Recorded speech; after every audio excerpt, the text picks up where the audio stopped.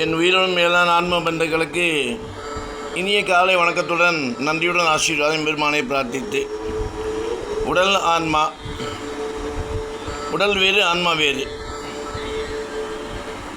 உடல் அழியக்கூடியது, ஆன்மா அழிவில்லாதது, அழிவற்றது, அழிக்க முடியாது. ஆன்மாவே ஆண்டவன்.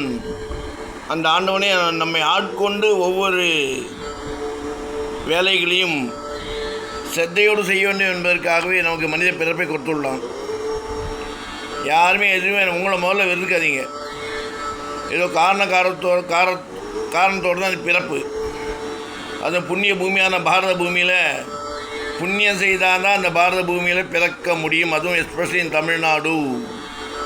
சித்தர்கள், யோகிகள், ஞானிகள், தவஸ்விகள் வாழ்ந்து நம்மை வாழ்வித்து கொண்டு நமக்கு வாழ்க்கையை நல்லபடி நடக்கிறதுக்கு வழிகாட்டி வாழ்ந்தார்கள், வாழ்ந்து கொண்டிருக்கிறார்கள், வாழ்வார்கள், நம்மை வாழ்விப்பார்கள்.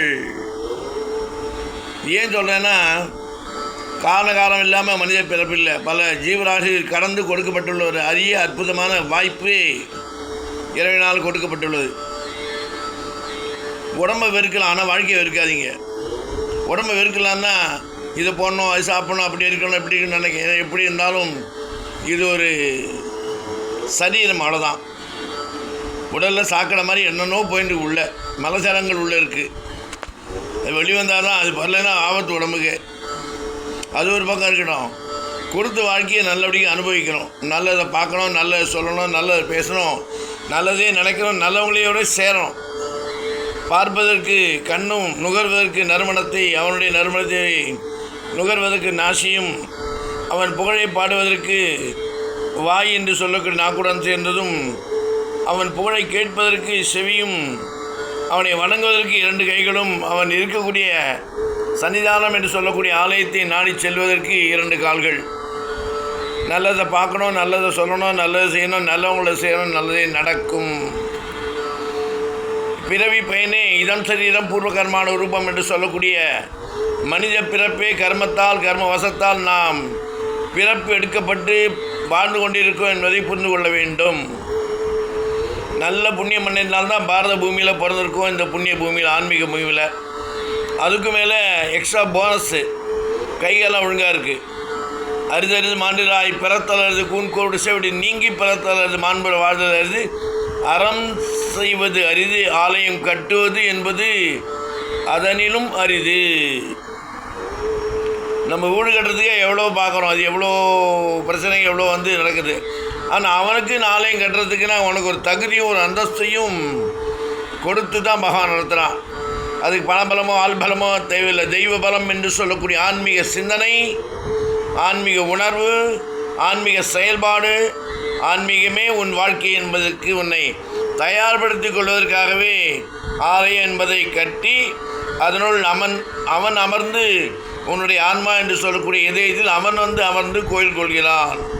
புரிந்து கொள்ளுங்கள். உடலை வெறுக்காமல் வெறுக்க வேண்டும். ஆன்மாவை ரசிக்க வேண்டும். அவன் புகழை பாடுவதற்கு, அவன் நினைப்பதற்கு 5 புலன்கள் என்று சொல்லக்கூடிய பூத சரீரத்தில் சேர்த்து வைத்துள்ளான். புரிந்து கொள்வோம், புரிந்து கொண்டு வாழ்வோம். கொடுத்த வாழ்க்கையை புரிந்து கொண்டு பயனுள்ளதாக, பண்புள்ளதாக மாற்றிக்கொண்டு நலமாக, வளமாக வாழ்வாங்கு வாழ எல்லாம் வல்ல அலர் மேல்மங்கா சமேத ஸ்ரீ சீனிவாச சுவாமி ராஜகுபேரர் என்று சொல்லக்கூடிய அற்புதமான ஆலயத்தை சோழவந்தான் என்று சொல்லக்கூடிய சித்தர் இன்றைக்கி ஆரம்பித்து நடத்தின்னு இருக்கா. அந்த ஆலயத்தில் அடிக்கடி போக சொல்லி பெருமாளுடைய உத்தரவு. குபேரன்னா பகவானுக்கே அவனுடைய கல்யாணத்துக்கு கடன் கொடுத்தவன்.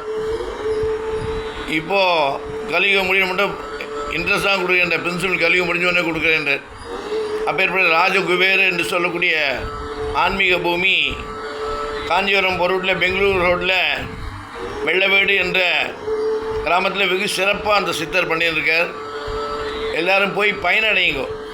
அப்பேற்பட்ட சிவனோடு சேர்ந்த அந்த ராஜகுரு எங்கேயும் ராஜகுபேரர் எங்கேயும் பார்க்க முடியாது.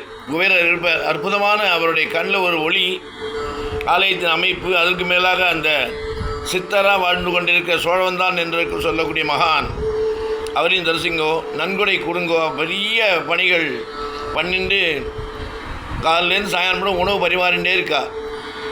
அதை நான் அனுபவத்தில் கண்டு உண்ட உண்மை. பயனடைவோம், நம்மளால் முடிஞ்சதை செய்வோம். கூடியிருந்து குளிர்ந்தல்லோ என்பவை இந்த ஆண்டாள் கூறியது போல் பயனாளியாக பயனடைவதற்கு ராஜகுபேரரையும் மலையப்பனையும் பிரார்த்தித்து ஆசீர்வாதம்.